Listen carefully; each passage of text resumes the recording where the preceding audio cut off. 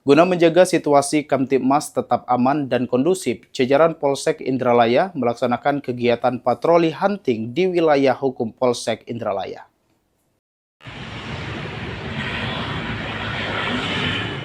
Kegiatan patroli yang dilakukan personel Polsek Indralaya menyasar sejumlah titik keramaian serta lokasi yang dinilai rawan gangguan Kamtibmas.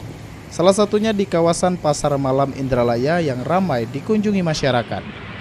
Dalam pelaksanaannya, petugas melakukan patroli mobile dan pemantauan secara intensif guna mengantisipasi tindak pidana 3C, yakni curat, curas, dan curanmor, serta potensi gangguan lainnya seperti kepemilikan senjata tajam, senjata api ilegal, peredaran narkoba, minuman keras, aksi premanisme, hingga potensi tawuran remaja.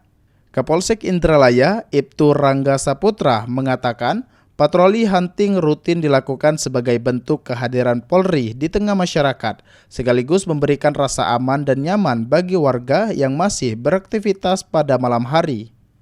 Ahmad Romawi, Pal TV.